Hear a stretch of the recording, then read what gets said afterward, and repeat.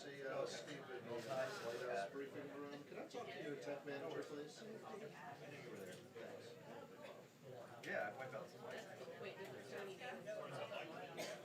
Hi Jennifer, this is Steve with the White House briefing room. I'm doing cuts for the briefing.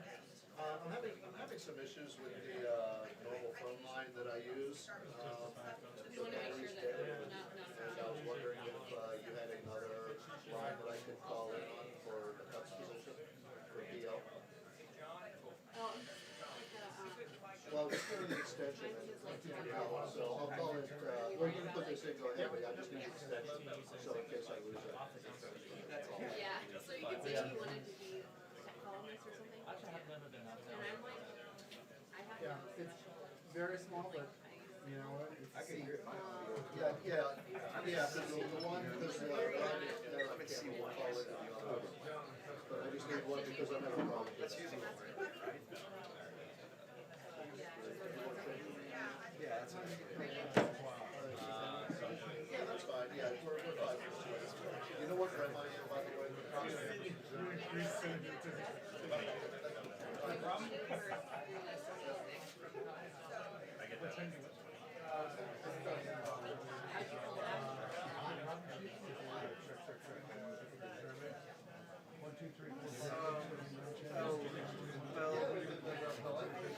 I don't know. I wasn't sure at first. It actually worked out because they somehow volunteered. The power supply. Power supply. Okay, so it's counseling for that. So next kind of glad I did it. But, I mean, part of me really, like, Jim wasn't making me feel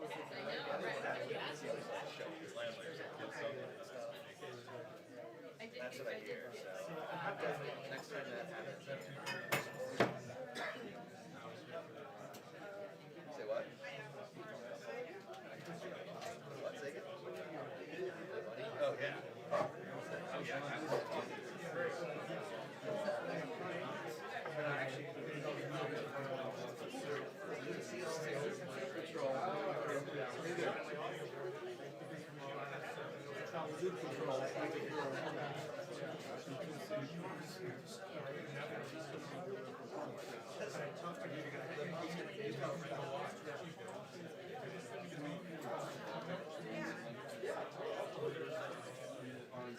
There were bases inside too, so they couldn't take the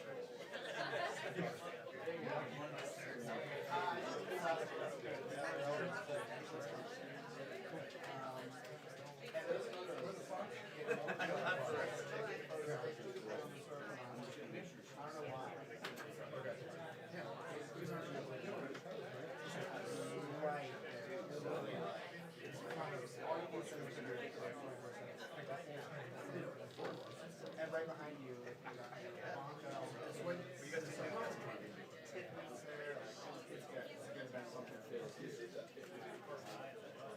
You know, you can be like you used to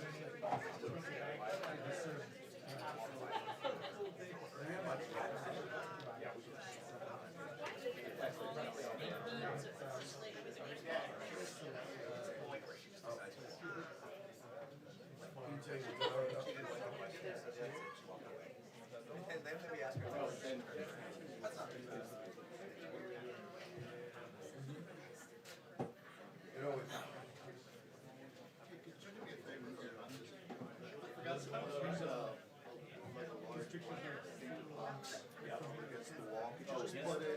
You just stand it up and put it kind of like under there's a box over, it should be up against the wall. It's a black box that says NBC. No, I'm sorry. I'll get back.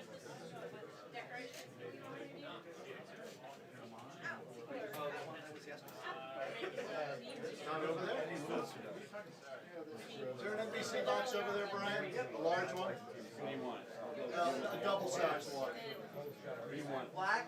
Yeah, I just wanted over by that first chair. That's great. Yep. I never watched that. Hey, Rod.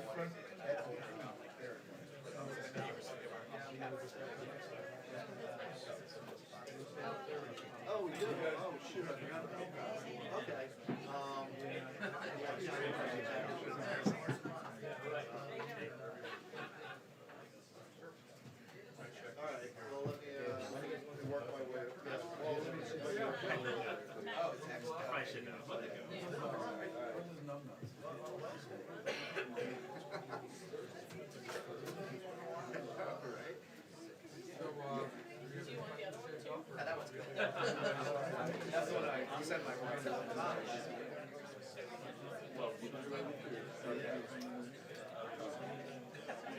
Jets good when they're really good.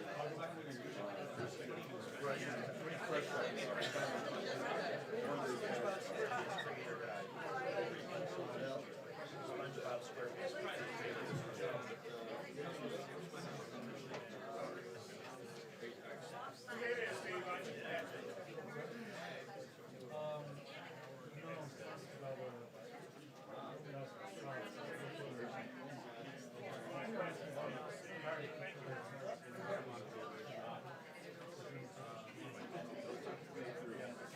Compliment my shoes.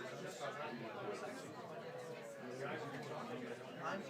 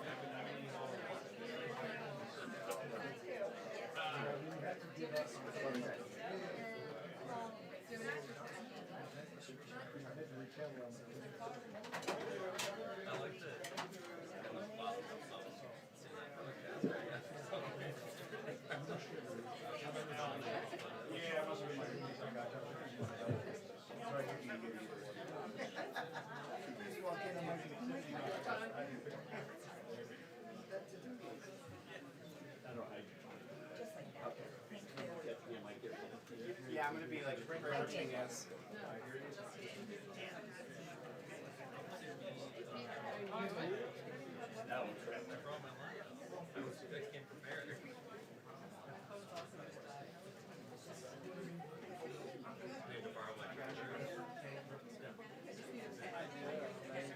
Yep, I got you. Oh no. Okay. Yeah.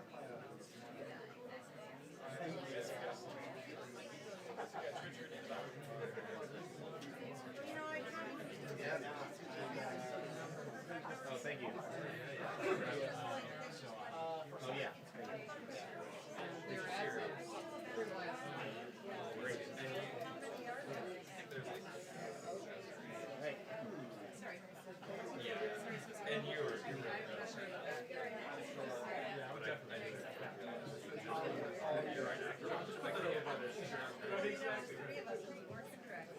Thank you. We put that up for your feet. Hey, anything I can do for you?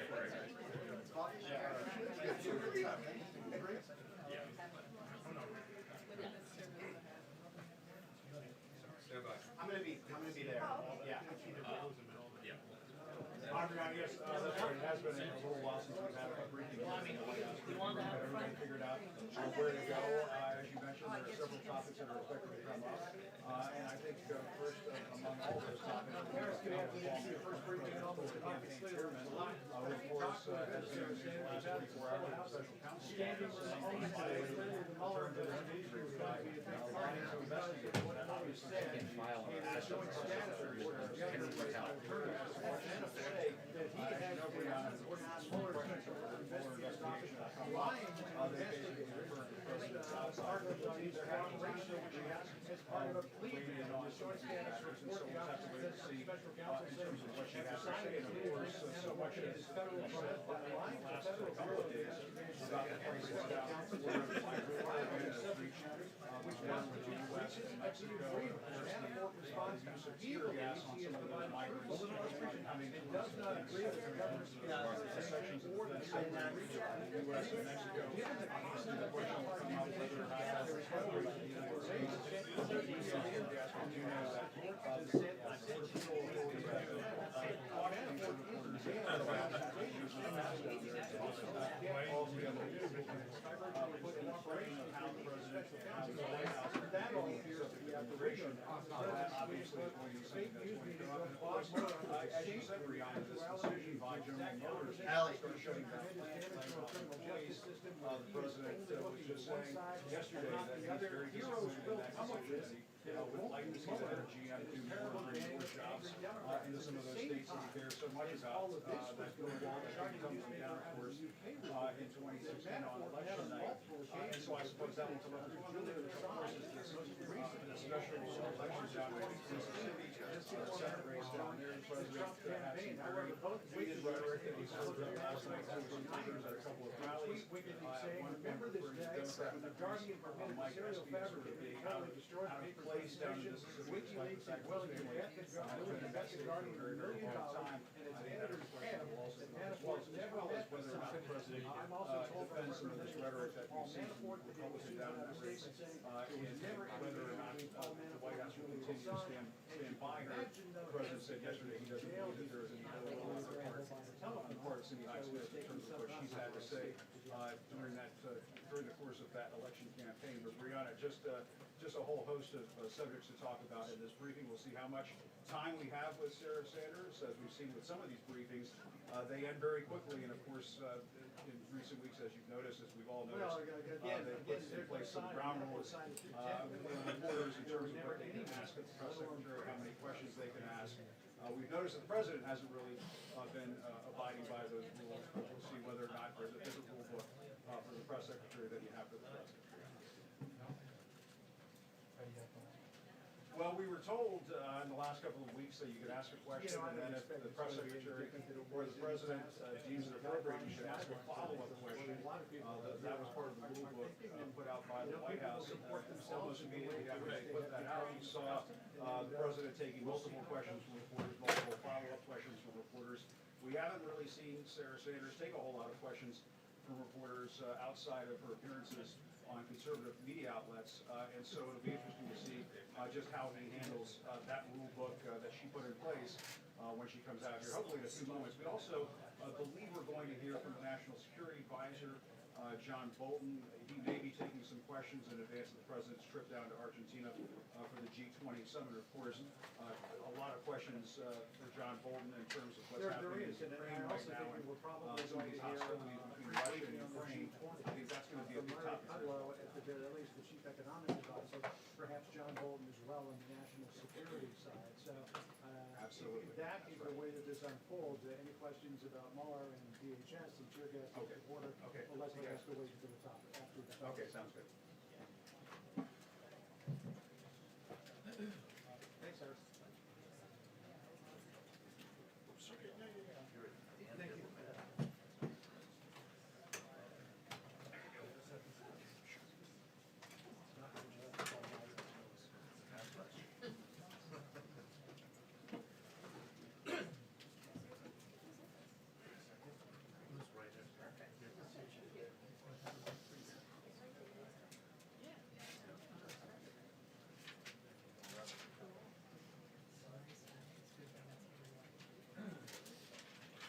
The press briefing will begin at 1:20 p.m.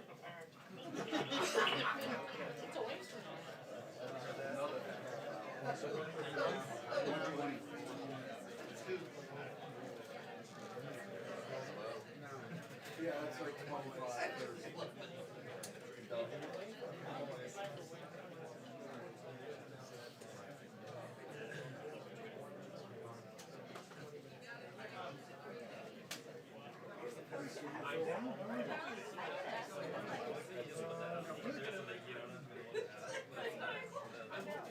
Stay chatty, stay chatty. No, I didn't. My sister came back from Canada.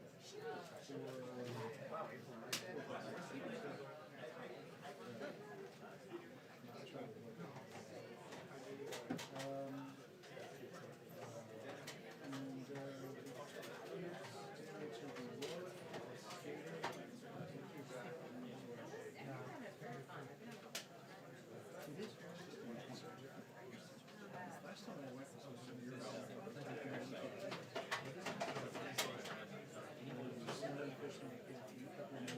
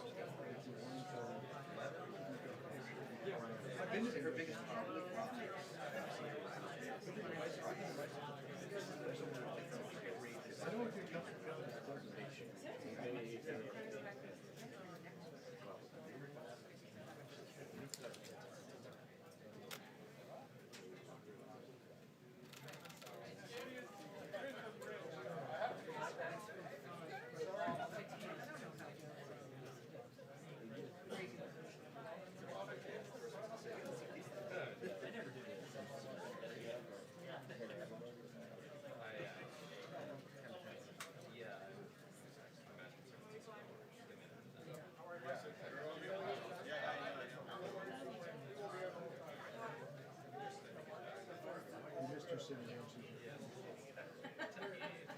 You only have 2.5 more months.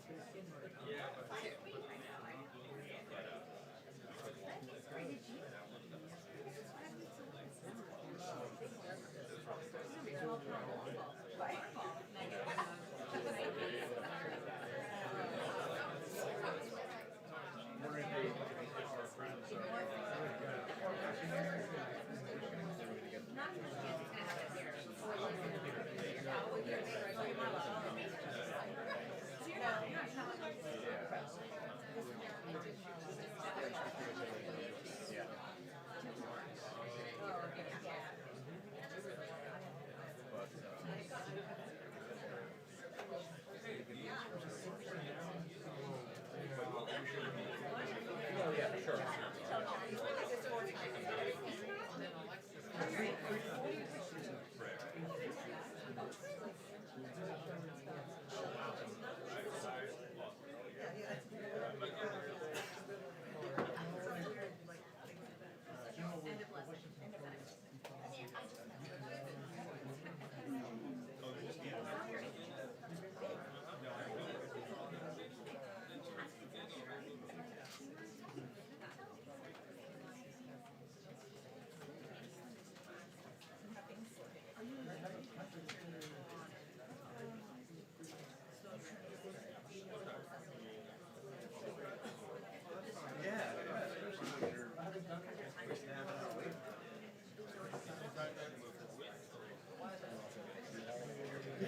You're stuck here. Oh, yeah.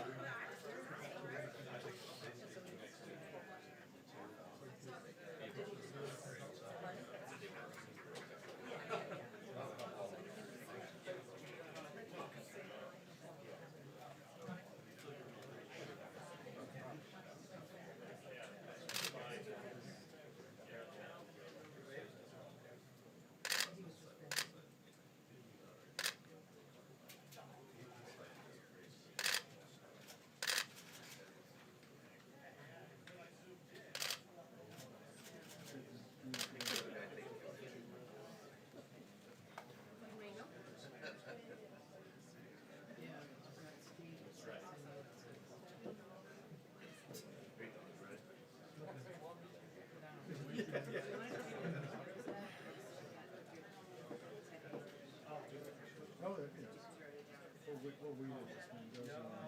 So you've been here.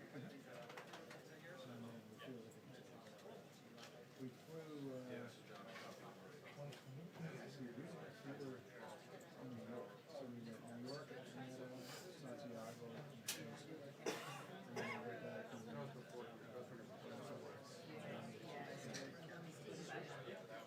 It is not. Where I found where I showed him without numbers, I put in numbers.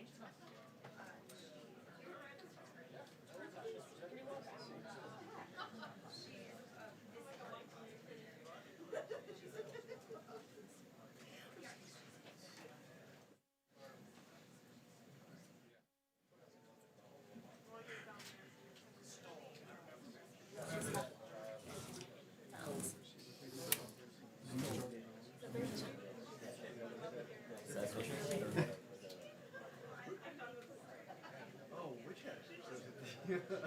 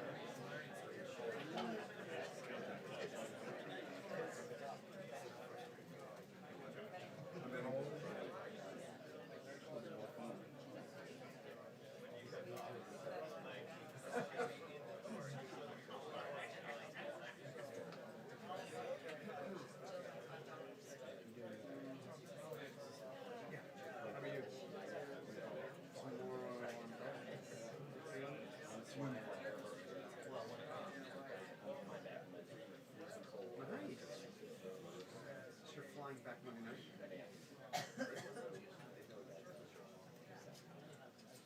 Wow.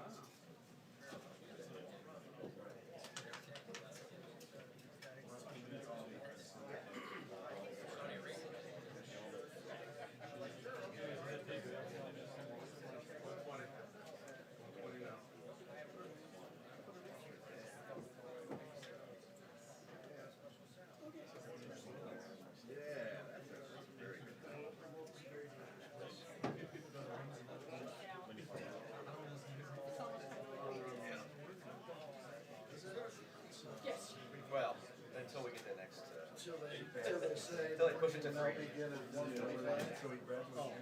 It's like, his rides. You know. We got set up early. Early bird special or something. Yeah, I'm psyched. I'm actually gonna run it here.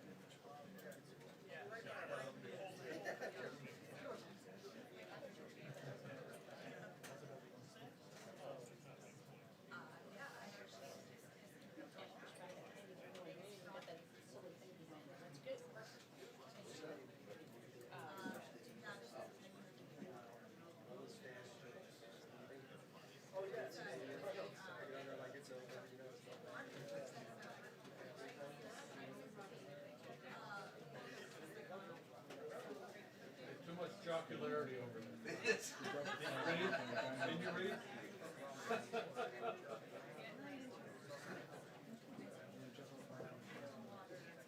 Yeah, I'm just happy to see everybody together. I'm after you.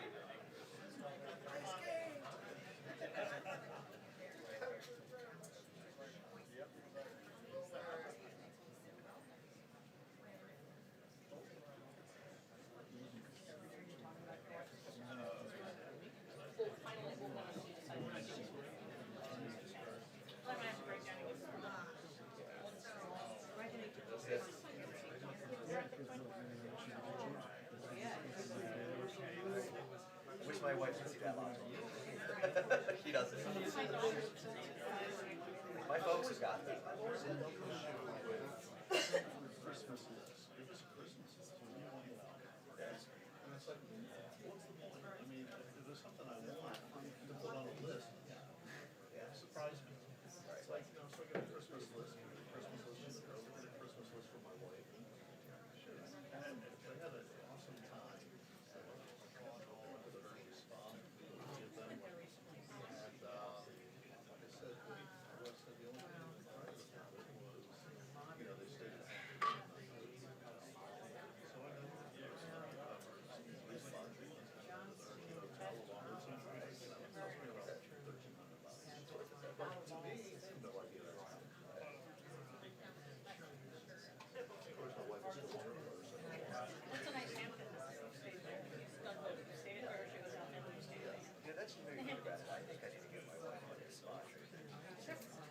she has a, yeah. The famous Hershey Hotel is, that's Hershey's. It's an old thing.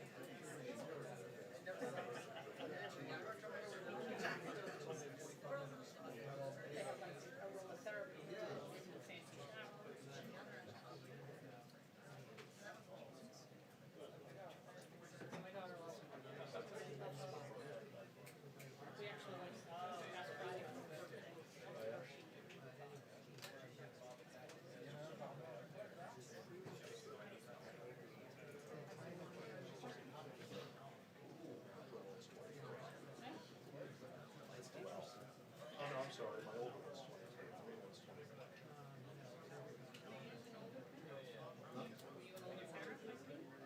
We had our first kid when we were 35.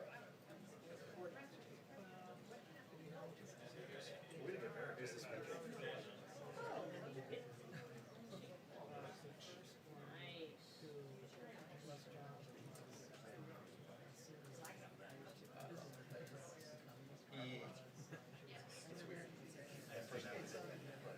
Yeah, yeah. It's at my house.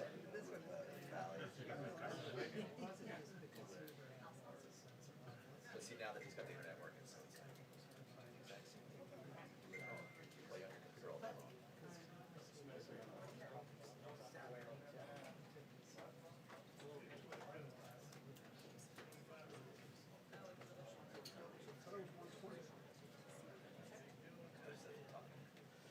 Justin.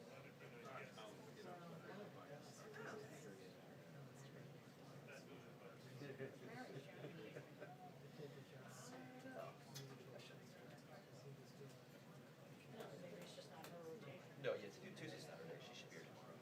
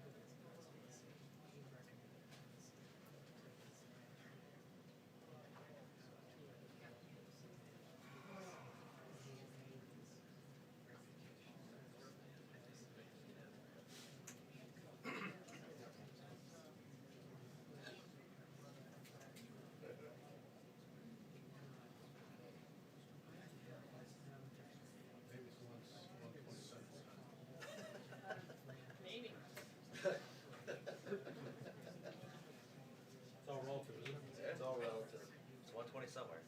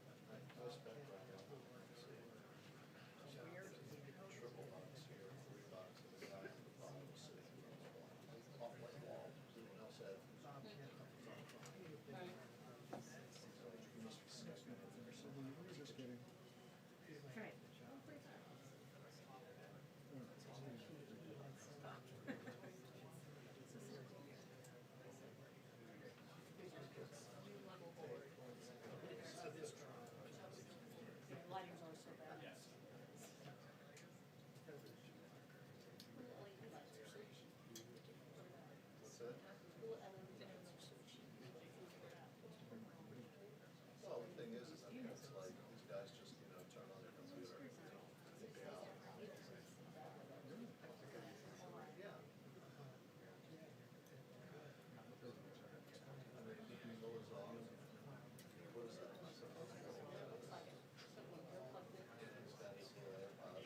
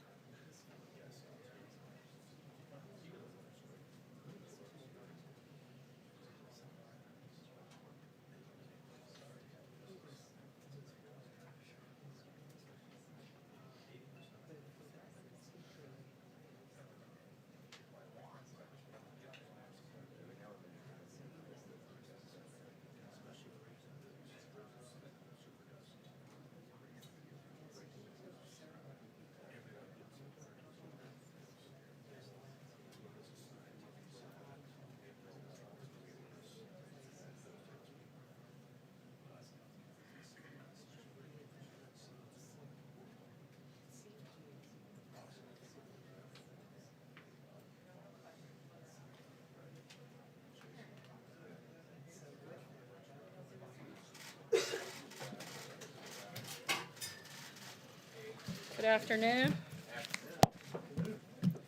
Later this week, the President and First Lady will travel to Argentina for the G20 summit. President Trump's participation in the G20 summit is a key opportunity to reiterate his commitment to domestic and global economic growth and prosperity, cement relations with other world leaders, and advance a global economic system that is based on fair economic competition and free, fair, and reciprocal trade. While at the G20, the President and the delegation will interact with many leaders, including bilateral meetings with the President of Argentina, the President of Russia, Prime Minister of Japan, and the Chancellor of Germany, and a working dinner with the President of China. To speak more about the G20 and what the President intends to accomplish, I'd like to welcome to the podium Director of National Economic Council Larry Kudlow, and following him, National Security Advisor Ambassador John Bolton. After the remarks, both will be available to take your questions on the G20 and other foreign policy news of the day, and then I'll be back up to take other questions on news of the day.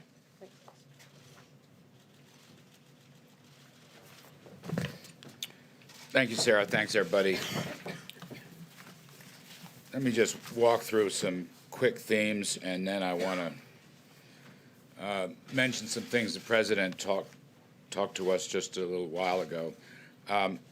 As Sarah said, G20, funny, it's not actually the G20 when we count it up properly, as Ambassador Bolton points out. It's much more than the G20. Now, in terms of the U.S. positions, we're going to use this as an opportunity to talk about our measures of tax cuts and deregulations and reskilling and job training and so forth that have generated significant economic growth and prosperity. That includes women's economic empowerment. As Sarah mentioned, free, fair, and reciprocal trade and trade reform. There'll be discussions of infrastructure finance and also the U.S. emergence as the dominant energy power in the world today, actually. In terms of the much discussed meeting, it's going to be a dinner meeting between President Trump and President Xi and representatives from both sides. It'll be bilateral. I want to just mention what President told us a short while ago, and that is, in his view, there's a good possibility that a deal can be made, and that he is open to that. He is open to that. But having said that, some caveats, as always. Certain conditions have to be met with respect to fairness and reciprocity, as we've said many times. For example, issues of intellectual property theft must be solved. Forced technology transfers must be solved. Significant tariffs and non-tariff barriers must be solved. Issues of ownership have to be solved. The President will probably reiterate his view. We want a world, ideally, of zero tariffs, zero non-tariff barriers, and zero subsidies. Now, whether they can get through all that remains to be seen, but that's the President's point of view, as I said just a little while ago. The U.S. is coming to the summit in very good shape. Our economy is quite strong. It's growing at 3% over the past year. Second quarter was 4.2, third quarter was 3.5, perhaps be revised upwards. We have a very strong holiday season, so-called Black Friday, very strong. We've had tremendous investments, business investments, energy investments, oil prices and gasoline prices coming down. That helps consumers, of course. We're in very good shape. China, not so good. I'm not here to critique or second-guess the Chinese economy, but most observers believe China to be in a slump, whereas the United States is in a very strong, solid position going into this summit. However, again, to repeat, the President said there is a good possibility that we can make a deal, and he is open to it. But on the other hand, if these conditions I mentioned a few moments ago are not met, not dealt with, the President has said, look, he's perfectly happy to stand on his tariff policies, which 10% last $200 billion, scheduled to go to 25%. That's not a certainty, but that's the schedule. And he has said, as recently as yesterday, the day before, if need be, if things don't work out in this U.S.-China summit meeting, he will invoke another 267 some odd billion dollars in tariffs. That may not be the first choice. I'm just saying that is his view. If we can't get something done, and things have been moving very slowly between the two countries, until the president himself called President Xi and said, let's restart, let's try to get things going again. And then since then he's made positive comments about that. So we will see. As I said, the key U.S. goals is around growth and prosperity, and our economy is in good shape. Theirs is not. I'll just leave it right there. John, do you want to add stuff to that? Do you want me to take some questions? You sure? Okay, good. Let me take some questions and try to help out on this. Yes? Mr. Cutler, I'd like you to address some concerns recently from representatives of Italy and France and Germany who say that we're actually backing away from the national stage, and they fear that Russia will be the dominant economic force in Europe and the Middle East in the coming years. Could you address those concerns, A, and B, can you tell us a little bit, if you can, about the layoffs at GM? Well, I'll talk to you about GM layoffs. Regarding the Russian story, I'm going to leave that to my longtime friend and colleague, John Bolton. I met with Mary Barrett yesterday, and we had a lengthy conversation about the layoffs, the cause of the layoffs. It's a great disappointment, obviously. The president indicated his own disappointment. He believes, as frankly the Prime Minister of Canada, Trudeau, believes, that the USMCA deal was a great help to the automobile industry and to auto workers. And by the way, they made those statements separately. And yet, GM comes in right after the deal. By the way, that deal will be signed in Argentina with the U.S. And Canadian representatives. So there's great disappointment there. There's disappointment that it seems like GM would rather build its electric cars in China rather than in the United States. We are going to be looking at certain subsidies regarding electric cars and others, whether they should apply or not. I can't say anything final about that, but we're looking into it. Again, that reflects the president's own disappointment regarding these actions. Ms. Barrett told me, on the other hand, I want to be completely fair here, it's her business, it may be possible to transfer workers to other plants in Texas and Michigan. I'm not an expert on General Motors. I'm not an analyst, auto analyst, but that's what she said. But obviously there's a lot of disappointment, even anger. I've heard it, again, from Mr. Trudeau, from President Trump, from Democrats and Republicans. Just to follow, do you think it's going to adversely affect our economy coming into the Christmas season and after? No. I mean, look, I don't want anybody to get laid off. I want workers to do very well. I want worker wages to do well, and they are. I mean, that's one of the great things. You know, there's a certain amount of pessimism that I'm reading about.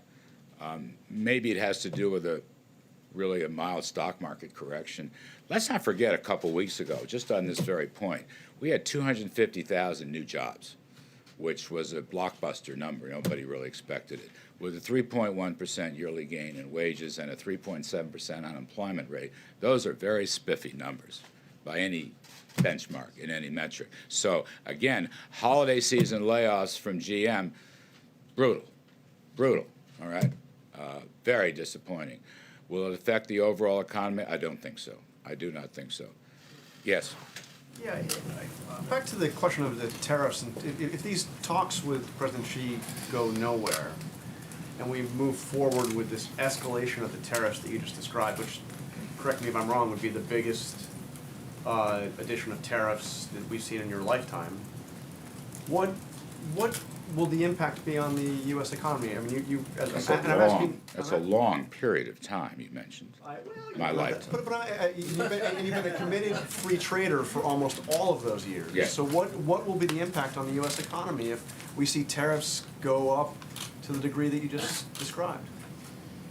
You know, we'll see what happens, okay? I don't want to presuppose anything President's going to make up his mind after the meeting. But I will say this. Our economy is in very good shape right now. And when you multiply through whatever numbers you want to use, 250 billion, or tack on another tranche, which may or may not happen, at a 10% tariff rate or more, it's really just a fraction of our economy. Okay, it's just a fraction of our economy. I'm not suggesting that there aren't winners and losers in that game. It's a complicated game. But on the other hand, I think we are in far better shape to weather this than the Chinese are. And I'll also say one thing. I appreciate your characterization. I am a free trader. But you have to ask yourself, this is what President Trump has been talking about, is it free trade when there's clear evidence of unfair and WTO illegal trading practices by China for several decades? Is that fair? Is that free? Is it free when intellectual property theft occurs, or when Chinese ownership of American companies force transference of technology from American companies to the Chinese companies? Is that fair? Or high tariffs on agriculture and industrial supplies? Is that fair? So President Trump is the first president in, I don't know, at least 20 years, and I'm including Democrats and Republicans, who not only has made this case, but continues to make this case forcefully and to take actions to defend American workers and our overall economy. Other presidents in both parties have raised the issue and then walked away from it. And President Trump obviously doesn't intend to. You know, this is under the heading, I think, for him of promises made, promises kept. It's something he's talked about for several years, and he now continues.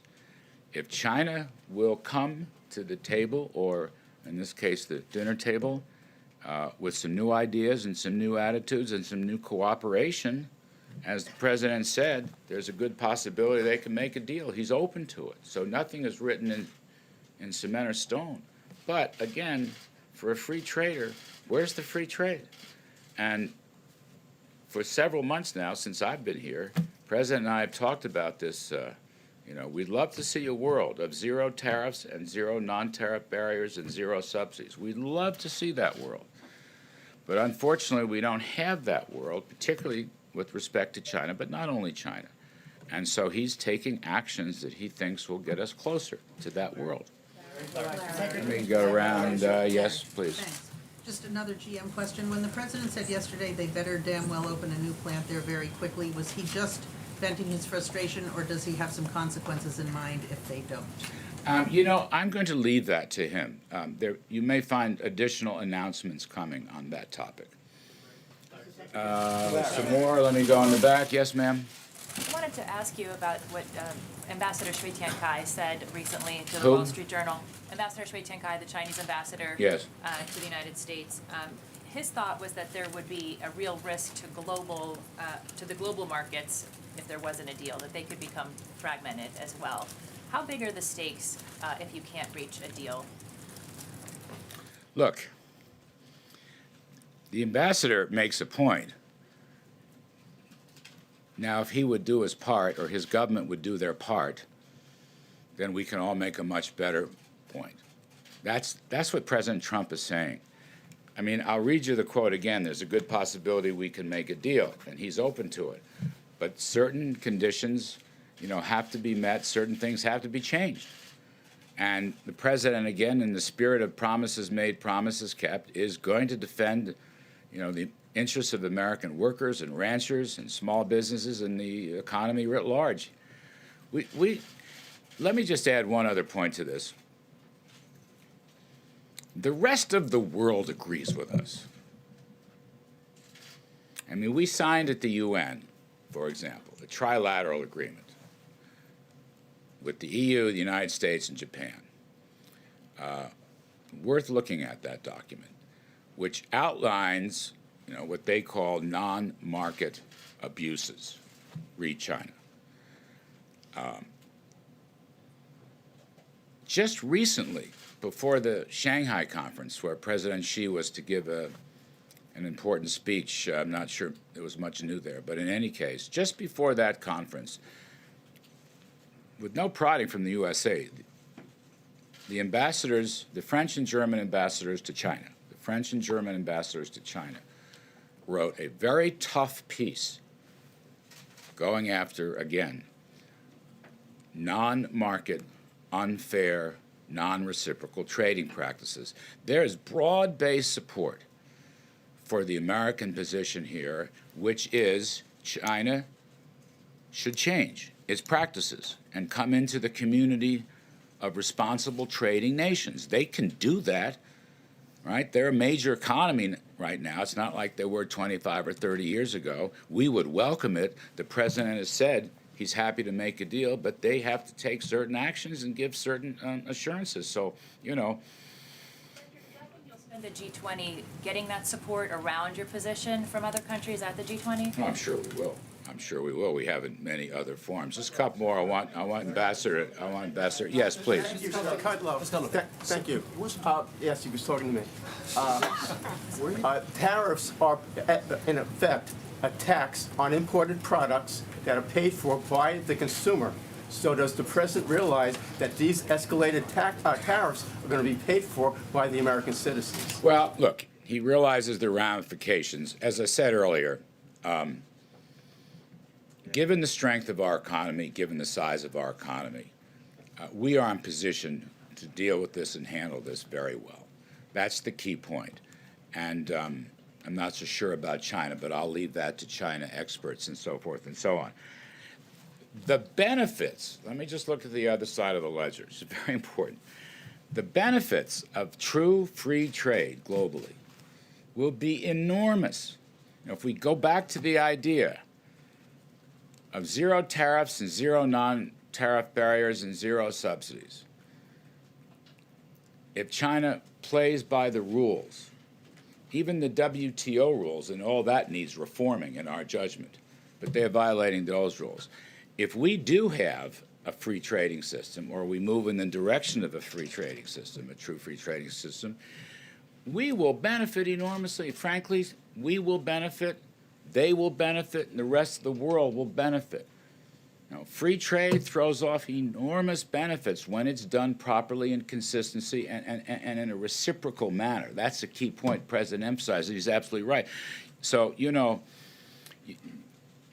I think of it as possibly a long rainbow here. At the end of that rainbow is a pot of gold. You open up that pot and you have prosperity for the rest of the world. But you got to get through that long rainbow. We're not there yet. We can get there. The president is reaching out.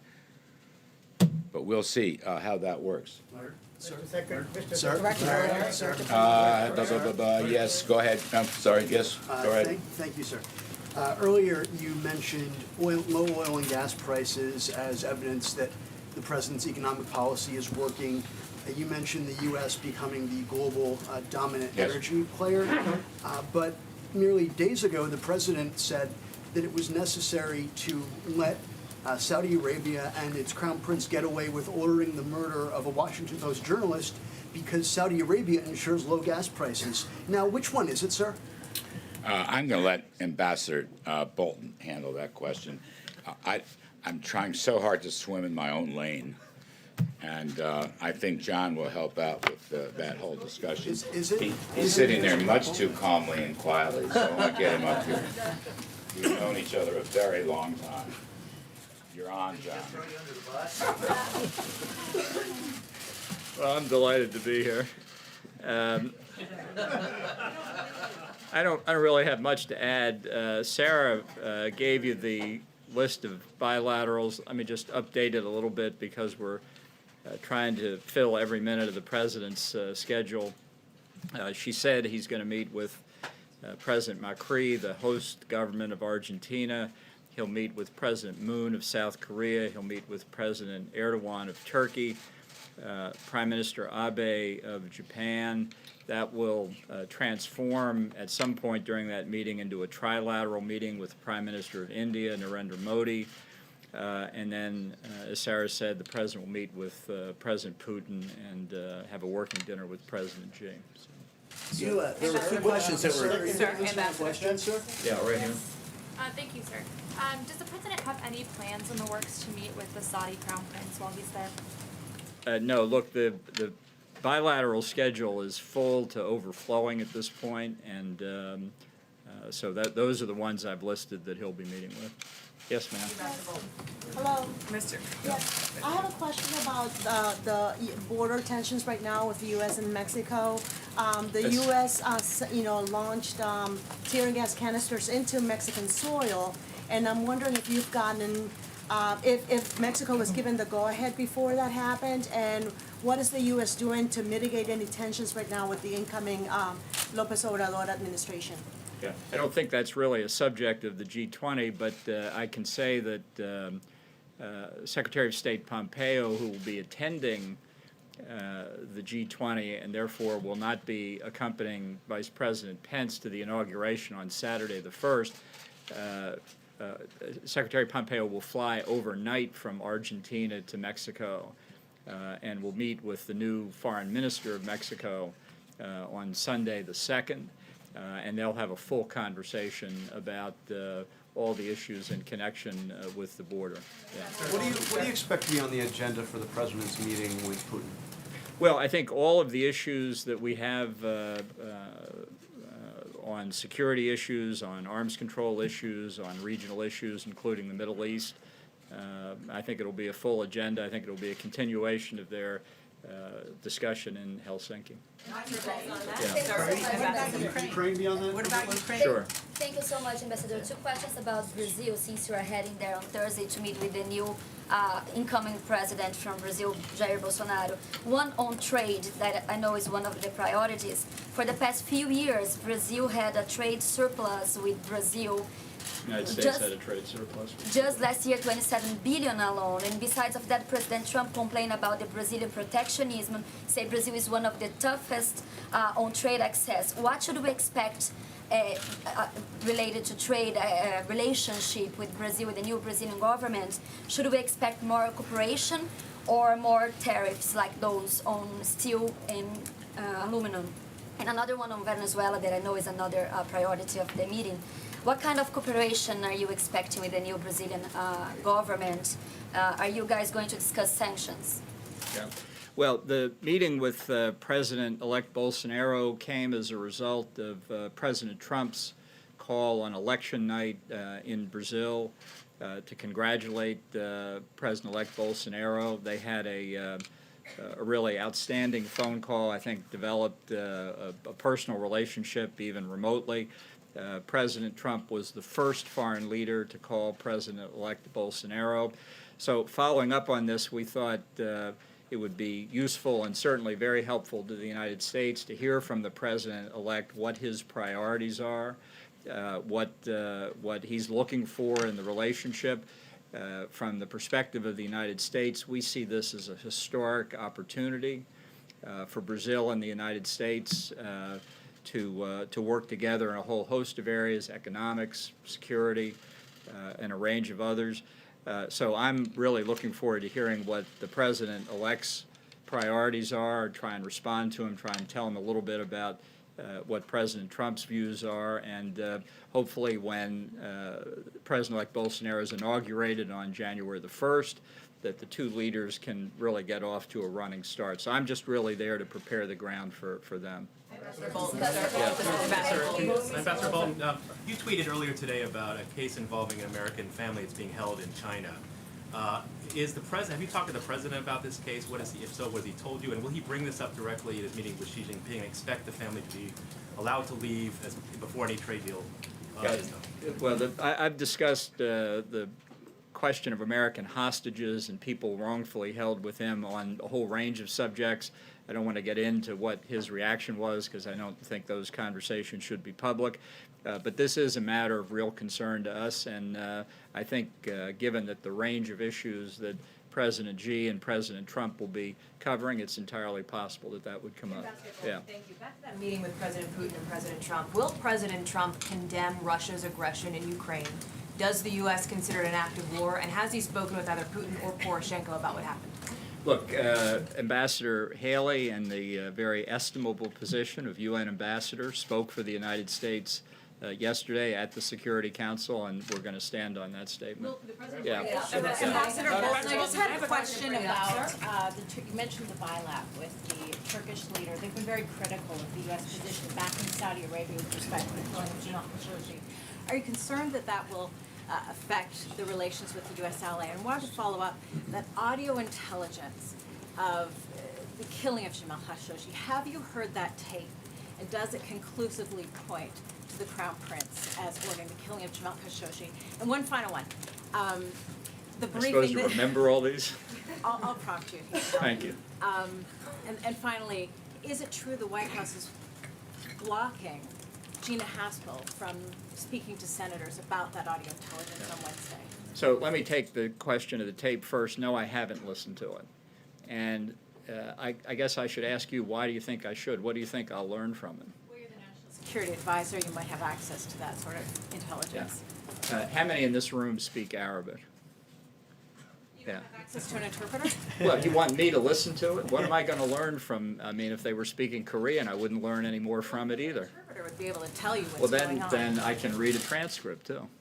So you don't think it's important to hear that as a National Security Advisor? I'm just trying to make the point that everybody who says, why don't you listen to the tape, unless you speak Arabic, what are you going to get from it? The president? Really? The president has spoken to our position on this issue. He's spoken very clearly, and that is our position. Now, tell me the other questions. Gina Haspel No, from certainly sharing not. information with members Certainly. of Congress. No, go back here in the back. Mr. Bolton, could you go back? The man in the back. Okay, so the Argentinian authority captured two Hezbollah suspects last week, and Brazil probably is going to follow the American footsteps and blacklist Hezbollah also on terrorist list. And also, Hezbollah is replying for the sanctions, the last sanctions, by blocking the formation of the new government. It's a quotation from Saad al-Hariri. So how will you put all this together? Is it going to be discussed in the G20 summit, Iran and Hezbollah influence in the region? Well, I expect in the bilateral meetings, depending on the country, that there will be substantial conversation about counterterrorism efforts where we participate together. That's certainly something that may well come up in Brazil with President-elect Bolsonaro, and I think it's one of President Trump's biggest priorities to extend cooperation against terrorism, whether it's Hezbollah or Hamas or others. So entirely likely it could be a subject. Yes, ma'am. Ambassador, going back to the Khashoggi issue, being informed about an issue is part of, I guess, what is in the scope of national security. We try to be. Right, okay. But in the midst of it, why not, I'm going to go back to that question again, sir.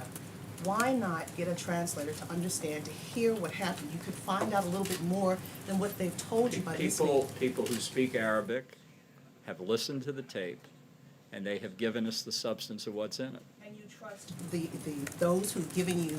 I don't speak Arabic. I know, but a translator, you could hear the emotion, and a translator could help you understand what happened at that time to relate to the President of the United States and to convey to the world what happened. I'm very satisfied that we know what the tape picked up, and it was factored into the President's decision, and he's announced his position very clearly. Mr. Ambassador, as economic security, as national security, I think this should be in your lane.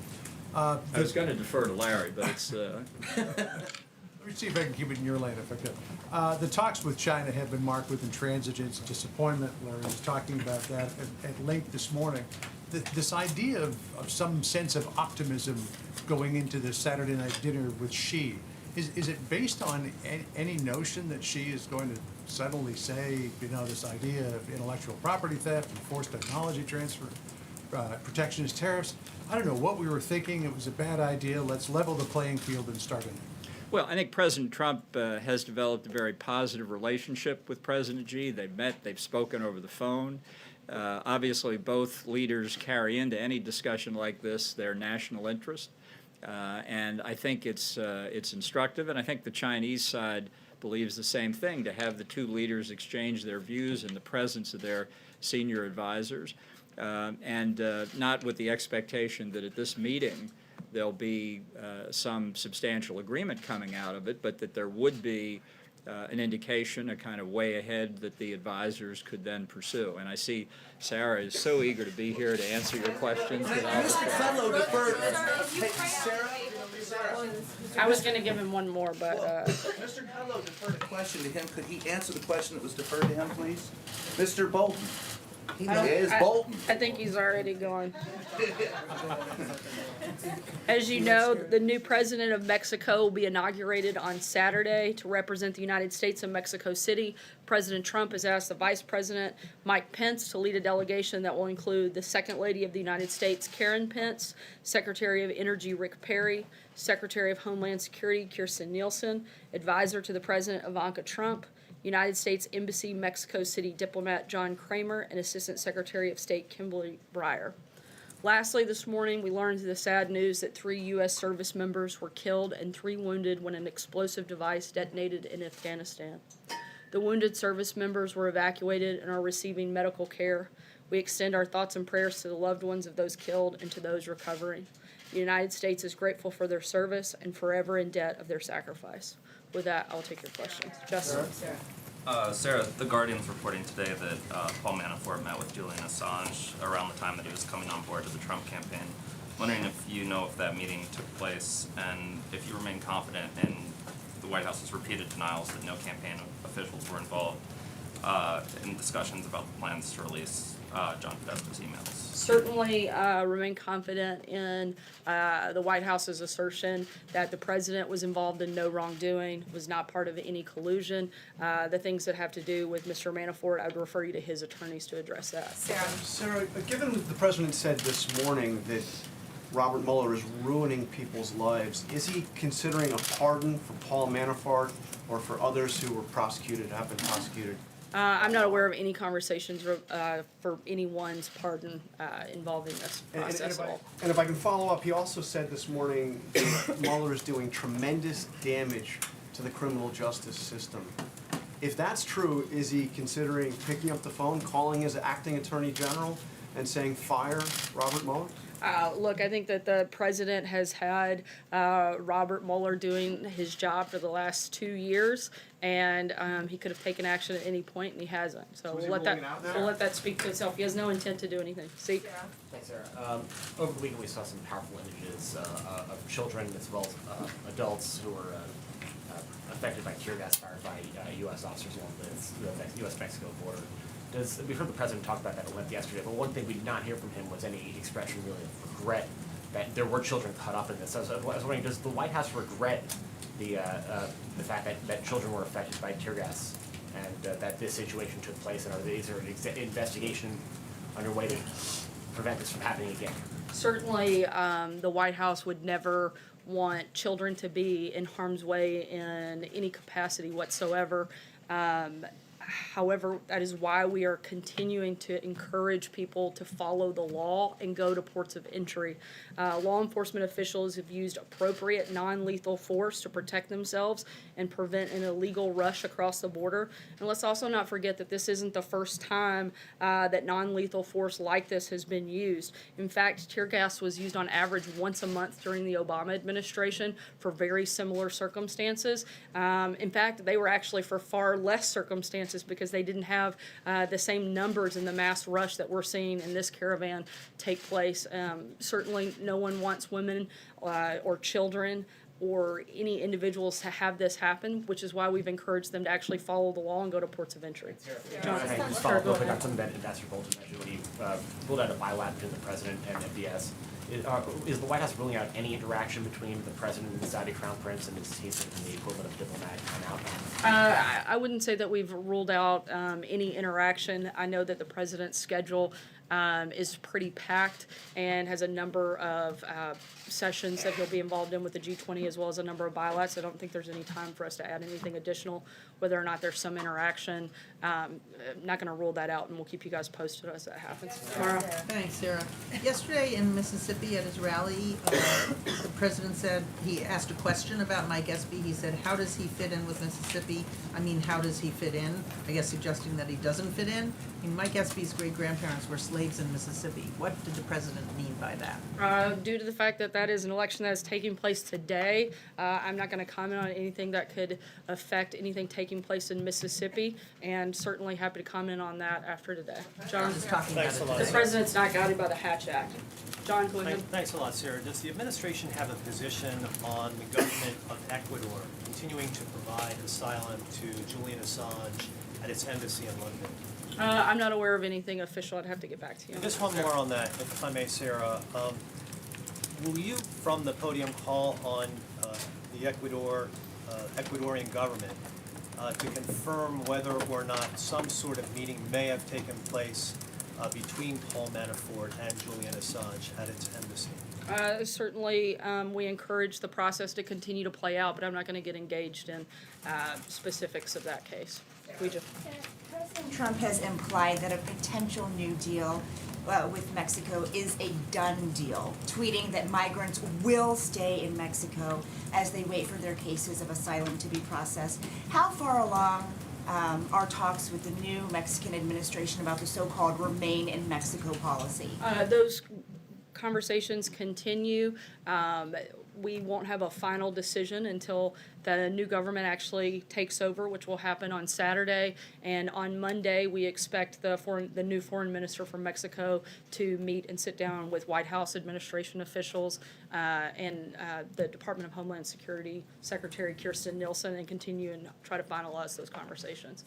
Second question on Khashoggi, because tomorrow Secretaries Pompeo and Mattis will brief the full Senate on the murder. Why is a leader of a U.S. intelligence agency not joining them, specifically Gina Haspel, who many senators expect to hear from? Ambassador Bolton addressed this. I'm not going to comment on behalf of the CIA director in that capacity. That's something I would direct you to them to answer. Sarah, I want to ask you about the climate assessment that your administration released last week. The president yesterday, when asked about the economic forecast, he essentially said he didn't believe it. The takeaway for many people is that the president doesn't feel necessarily a responsibility to lead either in this country or in the world on climate change and preventing the calamity that your administration forecasts. Do you agree with that view? And if not, why not? The president's certainly leading on what matters most in this process, and that's on having clean air, clean water. In fact, the United States continues to be a leader on that front. Even Obama's Undersecretary for Science didn't believe the radical conclusions of the report that was released. And you have to look at the fact that this report is based on the most extreme modeled scenario, which contradicts long-established trends. Modeling the climate is an extremely complicated science that is never exact. The biggest thing that we can do is focus on how to make sure we have the cleanest air, the cleanest water, and the president is certainly doing that and certainly leading on that front. How is he doing that? I mean, the president's about to go to Buenos Aires and meet with all the leaders of the world's industrialized nations, and developing nations as well. Isn't this a great opportunity for him to sit at the table and say, folks, this is what my administration just reported. This is the time that we all have to act in concert to prevent what my administration is forecasting? Once again, we think that this is the most extreme version, and it's not based on facts. It's not data-driven. We'd like to see something that is more data-driven. It's based on modeling, which is extremely hard to do when you're talking about the climate. Again, our focus is on making sure we have the safest, cleanest air and water, and the president's going to do exactly that. April. Sarah, I want to go back to GM. President Trump, early on in January 2017, met with the big three automakers, and he said he wanted to make the U.S. a more attractive place for companies to manufacture products, lowering taxes and business regulations. What does this move, this action by GM say? Certainly, it's disappointing to see that GM decided to lay off these workers. The president's been extremely committed to bringing manufacturing jobs back to the United States, which is why since he took office, we've seen 400,000 new manufacturing jobs created in the United States. It's because of his policies that we've seen that grow. This is not about the president. It's about the fact that they're making a car, frankly, that people don't want to buy. And hopefully they will make adjustments and make changes and bring those workers back. Jim? Sarah, getting back to Paul Manafort and the special counsel's office saying that he's violating the terms of this plea agreement by lying to investigators. Would the president recommend that Mr. Manafort begin to cooperate, offer full cooperation to the special counsel's office? We can only speak to what our role is in that process, and not only has the president, but the entire administration has been fully cooperative with the special counsel's office, providing hours and hours of sit-downs, as well as over 4 million pages in documents. We continue to be cooperative, but we also know that there was no collusion, and we're ready for this to wrap up. And if I could ask a follow-up, the president doesn't believe the warnings in the climate report. The president doesn't believe the CIA when it comes to Jamal Khashoggi. The president doesn't believe the intelligence community when it comes to Russia meddling. Why doesn't he have faith in his advisors? That's not true. The president has a great deal of faith in the intelligence community and certainly in the team that he has assembled around him. However, I've addressed the climate report. There's really nothing else to add on that front. Khashoggi, you said that was not true, that he doesn't believe the CIA. He said the other day, maybe MBS did, maybe he didn't, the Crown Prince. And we haven't seen definitive evidence come from our intelligence community that ties him directly to that. What we have seen is a number of individuals that we know are tied to that, and those individuals have been sanctioned. The people that we have no doubt about their involvement, we've taken action on. And as he said, we'll see what happens beyond that, and if there's more definitive information, we'll make a decision at that point. Roberta. Sarah, the Remain in Mexico meeting that you talked about on Monday, is that happening here or in Mexico? And is the United States offering Mexico any financial assistance to help accommodate the migrants seeking asylum who would be staying in Mexico as a result? Sorry, on that second question, do you mind repeating that? It was the first part on whether or not the meeting is here or in Mexico. I'll get back to you on that. I'm not sure on the exact location. Okay. Is the United States offering Mexico any financial assistance, or does the United States plan to accommodate the migrants who would be staying in Mexico?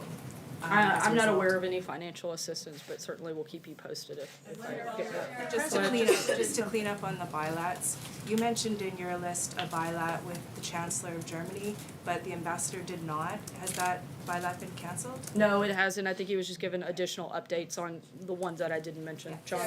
So the president tweeted at length yesterday about the Mueller report, asking if it's going to show both sides. What are his concerns about any forthcoming Mueller report? And is that report is supposed to be delivered to no one else but the Attorney General? Is he concerned that it's going to become public without his knowledge? I don't think the president has any concerns about the report because he knows that there was no wrongdoing by him and that there was no collusion. So I don't think he has concern on that front. If he has no concerns, why is he tweeting so vociferously about it? Certainly the president has voiced his unhappiness from the beginning that this has gone on, this ridiculous witch hunt for more than 2 years. Still nothing that ties anything to the president. We'd like to see it come to a conclusion. Peter. Thank you, Sarah. Does the president believe that the work of the special prosecutor, Bob Mueller, is illegitimate? I'm sorry? Does the president believe that the prosecutions, the indictments of Bob Mueller are illegitimate? I think the president believes that what I've said several times today and several times over the last couple of years, that there was no wrongdoing on his part, there was no collusion by his campaign, and beyond that, that's really all we can speak about here at the White House. Last question, Howard. Thank you. 2 questions for you. The president, as you're speaking, is tweeting that he is going to be considering cutting all GM subsidies, including for electric cars. Can you explain why he says that he thinks that would help American workers? Can you explain why that would end up backfiring, as we've already seen, and who the president has consulted and what the timeline is for this decision? I don't know that there's a specific timeline. As he said, he's looking into what those options might look like. The president wants to see American companies build cars here in America, not build them overseas, and he is hopeful that GM will continue to do that here. And Second the question for you is on Afghanistan. The president on Thanksgiving Day told U.S. troops that we are winning the war in Afghanistan, which contradicted what the chairman of the Joint Chiefs of Staff said, that it was a stalemate. Does the president today still believe, after what we saw over the weekend, that we are winning in Afghanistan, and why?